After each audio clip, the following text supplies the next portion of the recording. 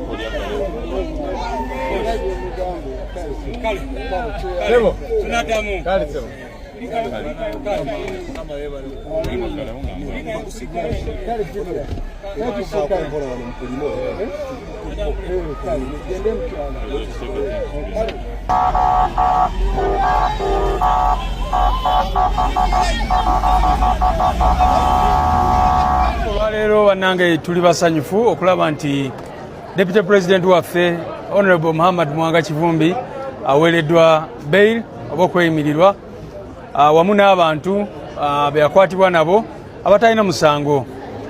Kooti yagambye nti abantu abalala 6 yabawadde bail actually just negamba nti sureties baabwe abo mbe baleeta bawadde beetaaga kutereezebwa so bagenda kuleetayo abalala. So tuli basanyufu nnyo nti eventually bateereddwa naye kirowoozeeko omuzungu kyayita bittersweet. Tobeera musanyufu naye ng'eri ogamba naye ono baamusibira ki ekituufu.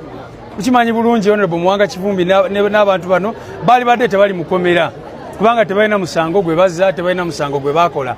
In fact abaali badde mu kkomera be babatta abantu e Butambala be baali badde kati kusaawa zino mu Kaguli, naye ng'ebya Uganda bwe mubimanyi bano abantu abatalina musango be bakwata okuva January babadde balinze ebbanga lino lyonna beewuba mu kkooti y'e Butambala ate nga bajja wano, naye twebaza Katonda nti eventually baweereddwa bail.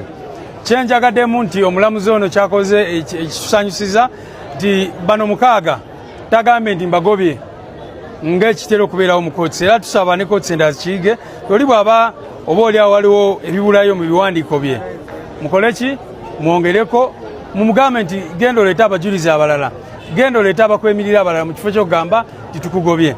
So tuli basanyufu, mukimanyi bulungi nnyo nti bwe twaviira mu kalulu badepute president baffe 3 baali mu kkomera ng'omu ono yali abuzibwawo, acting president waffe owa Western Uganda yali abuzibwawo ne Honorable Mwanga Kivumbi ne bamukwata immediately ng'okulonda kwakaggwa. So yembeera eyo gye tubadde tutambuliramu ng'ekibiina. Tuli basanyufu nti olwaleero tugenda kubeera ne deputy president waffe omulala abadde taliiwo, tutambuze emirimu gya struggle. Mwebale nnyo, mwebalire ddala.